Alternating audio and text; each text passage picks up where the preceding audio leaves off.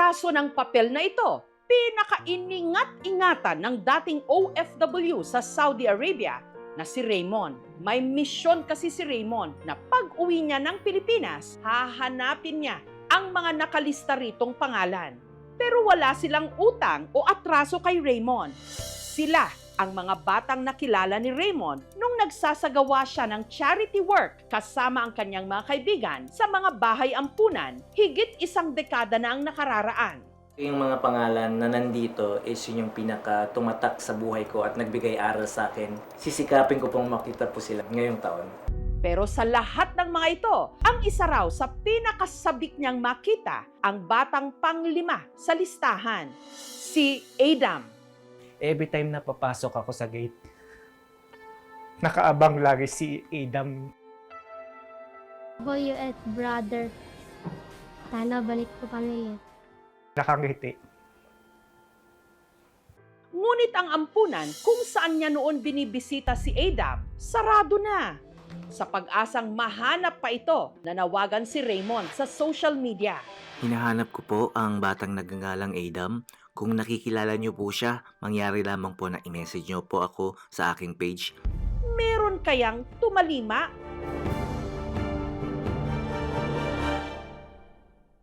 Noon pa man daw, may puso na para sa mga ulila at batang kalye si Raymond. Kasi nung bata pa ako, hindi naman kami ganun kayaman. Tapos, meron ding time na nagtitinda ako sa kalye. May nagpapakain din po sa akin dati na willing silang magbigay. Nung working student pa siya, iniipon daw niya ang kanyang baon para makapag-organisa ng mga outreach program. Pumunta po kami ng Paseco Tondo, nagpakain po kami doon tsaka nagbigay ng school supplies. Kapag may nagparamdam sa kanila ng pagmamahal, pwede nilang gawin din yun sa kapwa nila.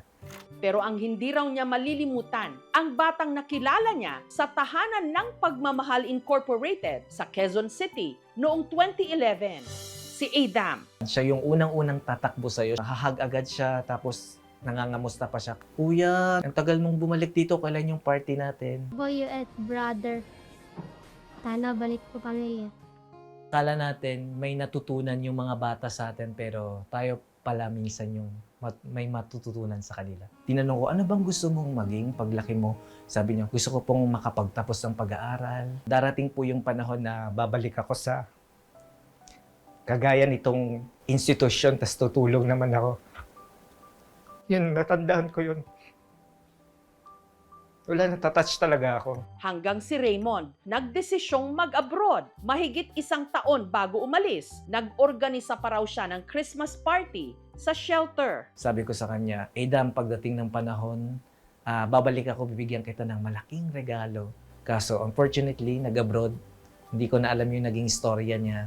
Sa Saudi, kung ano-anong trabaho raw ang pinasok ni Raymond. Yung huling trabaho ko po is head receptionist. Kala ko 2 years lang po ako. Hanggang sa nadire-diretso na. Habang nasa abroad, inilista niya ang mga batang hahanapin niya kapag siya'y makakauwi ng Pilipinas. Matapos ang mahigit 1 dekadang pagbabanat ng buto sa Saudi, na ipatayo ni Raymond ang kanyang dream house sa Pilipinas. Nakapag-ipon din siya.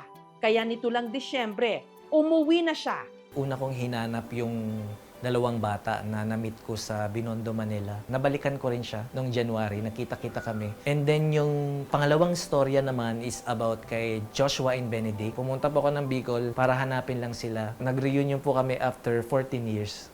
Pero nangangamba si Raymond na baka malabo na niyang makita ang batang pinakamalapit sa kanya, ang pang-5 sa kanyang listahan, si Adam. Nung bumalik nga ako doon, sarado na yung bahay. Wala na sila Adam. Hanggang nag-post siya ng kanyang panawagan sa social media.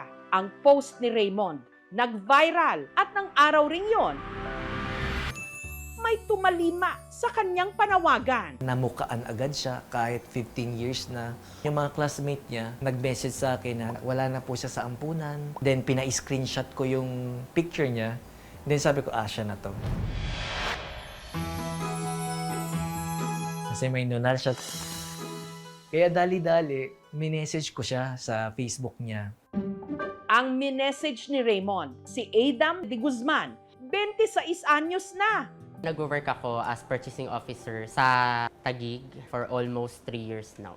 Nang dahil sa kanyang pagsisikap na iahon ni Adam sa hirap ang kanyang sarili, lalo't lumaki siyang ulila sa kanyang mga magulang. May kumupkup naman daw sa kanya, pero hindi raw naging maganda ang pagtrato sa kanya. Nakaranas kami ng pambubugbog, so tumakas kami.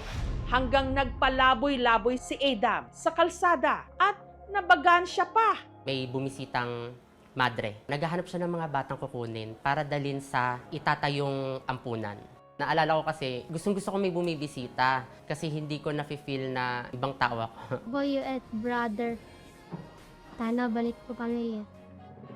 Sa tulong ng shelter, nakapagtapos siya ng elementary. Nag-aral kami sa formal school. Naging malawak din naman yung mundo namin, hindi lang yung bahay ampunan. Doon, nakilala raw niya ang isang staff ng shelter na itinuring niyang ina, si Jenaline. Mahilig po siyang yumakap. Kaya siguro napalapit din ang loob ko sa kanya. Dati kasi tita yung tawag niya sa akin, naging mami na. Doon kami nagkaroon ng closeness. Kahit na sabi nating wala akong anak, siya yung binigay na blessing sa akin. Tunurong ko siya ng hindi iba. Si Adam, nagsikap at nakapagtapos ng high school. Para makapag-aral ng kolehiyo, naging working student siya. BA Operations Management. Taong 2022, graduate si Adam ng kursong Business Administration. Cum laude! Hanggat buhay yung pangarap sa puso mo, yun yung magdadrive sa'yo para abutin yung mga pangarap mo. Ngayong kumikita na ako, ibinibahagi ko din. May pinag-aaral kaming 6 na bata. So kung dati ako yung pinag-aaral, ngayon ako naman yung nagpapaaral. Hanggang nitong nakaraang linggo, halos sumabog daw ang kanyang notifications sa dami ng mga nag-tag sa kanya sa isang post. Kinabahan ako kasi baka mamaya hindi maganda yung post. Tinignan ko at sa dami ng bumibisita, hindi ko na talaga sila maaalala. Sabi ko, pwede ba makita na tayo ngayon na? Maalala pa nga kaya ni Adam si Raymond? At ano itong regalo ni Raymond sa kanya na mahigit 1 dekada ang hinintay bago niya maibigay?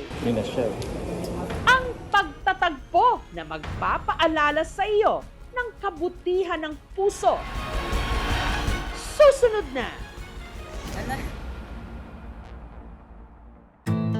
Noong umuwi ng Pilipinas ang dating OFW sa Saudi Arabia na si Raymond, isa sa kanyang misyon, mahanap ang mga batang nakilala niya sa ampunan na nasa kanyang listahan. Mahigit 1 dekada na ang nakararaan. Tutulungan ko sila. Magbibigay ako ng tulong sa mga institusyon. Pero pinakasabik niyang makita si Adam na madalas daw niyang bisitahin noon sa bahay ampunan na tahanan ng pagmamahal. Boy at brother. Sana balik po kami. Every time na papasok ako sa gate, Nakaabang lagi, nakangiti. nung bumalik nga ako doon, wala na sila Adam.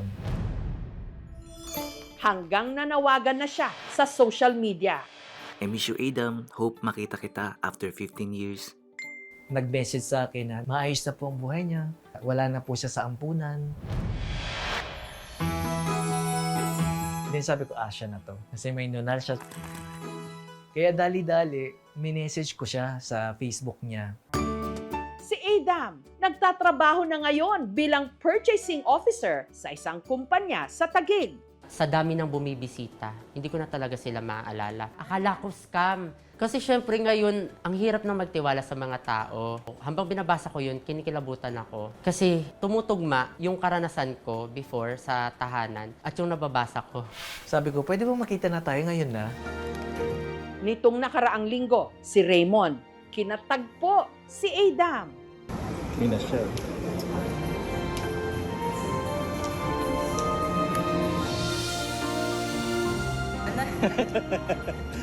Ang laki mo na. Ang laki niya na. Yay! Nung nakita ko siya, gulat na gulat ako. Sobrang laki ng pagbabago. Magaling magsalita. Pala smile pa din. At tinupad ni Raymond ang pangako niya kay Adam. Mahigit 1 dekada na ang nakararaan. Tinupad ko yung pangako ko, nabibigyan ko siya ng regalo. Masayang-masaya ako sa naging part ng buhay niya. Naging maayos yung kapalaran para sa kanya. Gusto ko na rin makita kung ano yung nasa loob. Ito na siya, guys. Masayang-masaya ako, Kuya Raymond. Thank you so much sa pagbigay sa akin nito. This is sentimental for me. Nitong nakaraang Sabado naman, nakipagkita si Raymond sa isa pa sa mga bata na nasa kanyang listahan, si Buboy, para mag-outing. Siyempre, kasama sa gala si Adam. Iba po pala yung pakiramdam na kahit magkaiba yung kwento nila, ay ngayon ay magkasama na sila sa iba't ibang dinaanan nila sa buhay. Ngayon, nakakatulong na rin sila sa mga kagaya nila before. Hindi lahat nabibigyan ng pagkakataong lumaki sa sariling pamilya. Pero minsan, may taong nakatakdang dumaan sa buhay mo na siya ring magpapabago ng iyong landas para muli kang maniwala na meron kang uuwian. Ang laki niya na! Yay! Thank you for watching, mga kapuso. Kung nagustuhan niyo po ang videong ito, subscribe na sa GMA Public Affairs YouTube channel. And don't forget to hit the bell button for our latest updates.